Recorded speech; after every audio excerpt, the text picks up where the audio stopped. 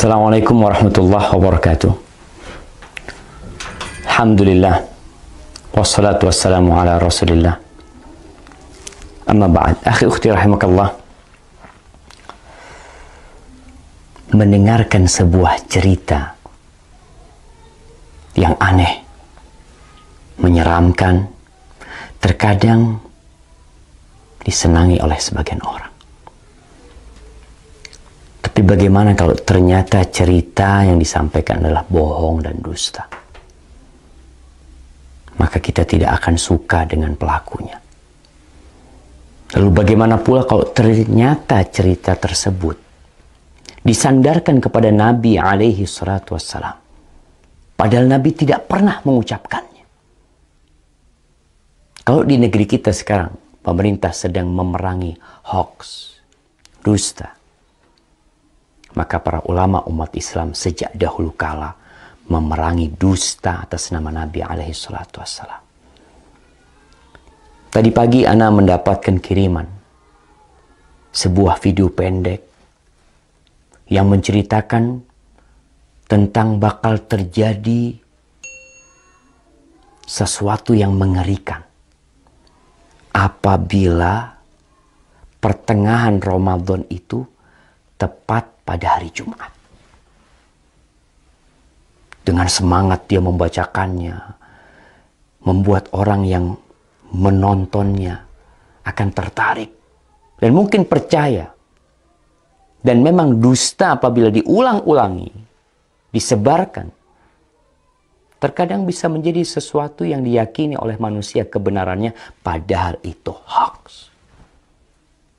Dan Rasul sallallahu alaihi wasallam mengatakan, "Man kadzaba alayya muta'ammidan falyatabawa maq'adahu minan nar." Barang siapa yang sengaja berdusta atas nama aku, hendaklah dia bawa kursinya, tempat duduknya ke neraka. Maka jangan mudah-mudah menyebarkan hadis palsu, hadis dhaif, kecuali memberikan penjelasan.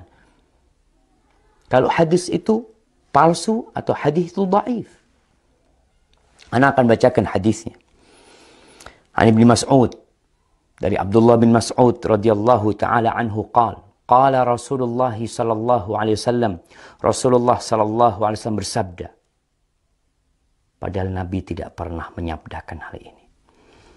Idza kana sayhatun fi Ramadan fa innahu yakunu ma'ma'atun fi Syawal wa tamyizul qabail fi Dzil Qa'dah wa tasfikud dima' fi Dzil Hijjah والمحرم وما المحرم يقولها 3 مرات هيهات هيهات يقتل الناس فيه هرجا هرجا قلنا وما الصيحة يا رسول الله قال هذه في النصف من رمضان ليلة الجمعة فتكون هذه توقظ النائم وتقعد القائم وتخرج العواتق من خدورهن في ليلة جمعة في سنة كثيرة الزلزال والبرد فإذا وافق شهر رمضان في تلك السنة ليلة الجمعة فإذا صليتم الفجر من يوم الجمعة في النصف من رمضان فادخلوا بيوتكم وأغلقوا أبوابكم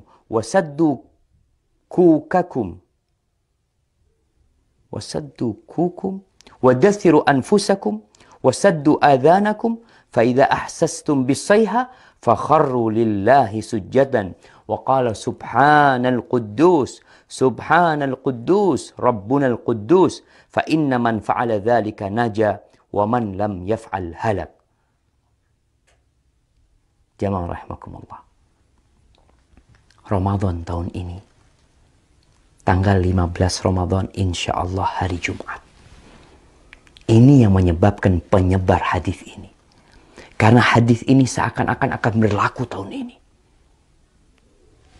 Yang artinya dari Abdullah bin Mas'ud radhiyallahu taala anhu, Rasulullah sallallahu alaihi wasallam bersabda, apabila ada suara dahsyat tepat di bulan Ramadan, maka itu akan terjadi beruntun sampai bulan Syawalnya.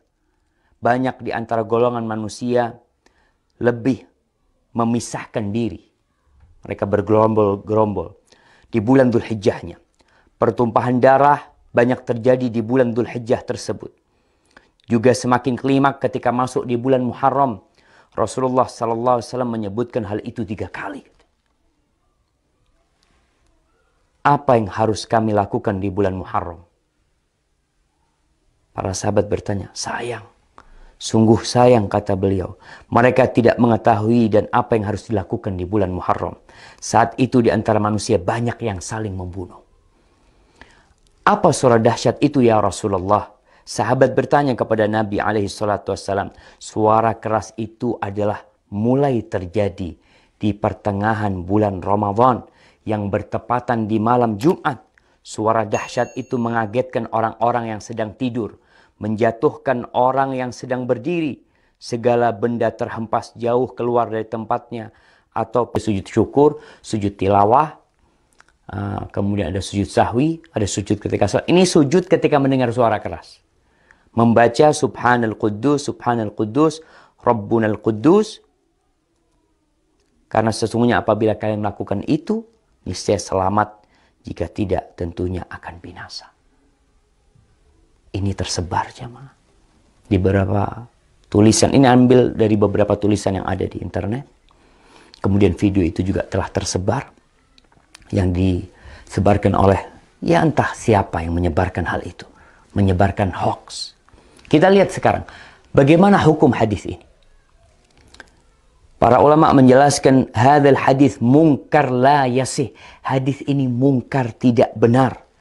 Al-Uqaili mengatakan laisa li hadzal hadis aslun min hadithi thiqah. Hadis ini enggak punya dasar dari perawi yang thiqah, wala min wajhin yathbut, dan enggak ada yang benar dalam hadis ini.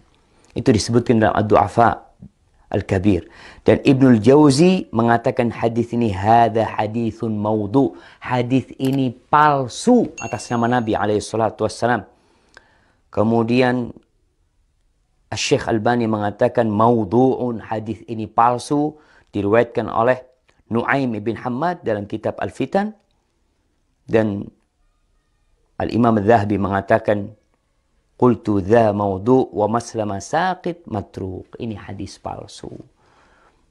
Perawinya ada yang matruk, yang dituduh berdusta jamaah. Ditinggalkan. Lalu kita meriwayatkannya, menceritakannya kepada umat, menyebarkannya.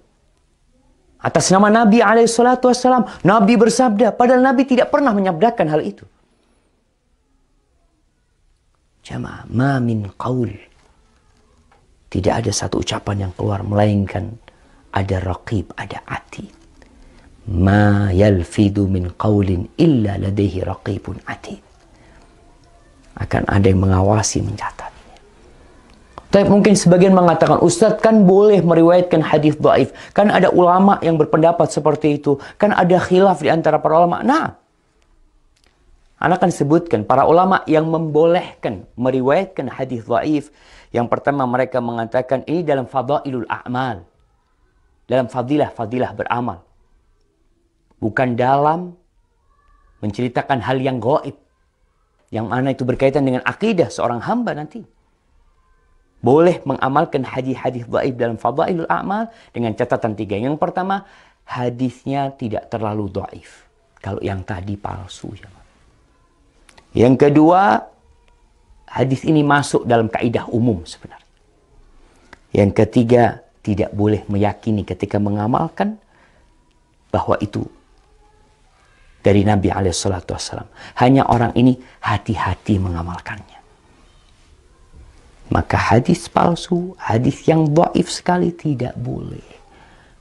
Kalau antum mau menyampaikan sebuah hadis yang dhaif, sampaikan kalau ini dhaif, kalau ini palsu, agar orang faham.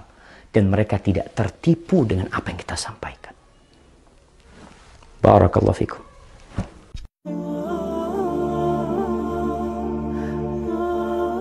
Lalu Ibnul Jauzi berdoa, Allahumma in adzabtani wahdar. Ya Allah, kalau kau besok mengazab aku, jangan kau kasih tahu orang-orang itu.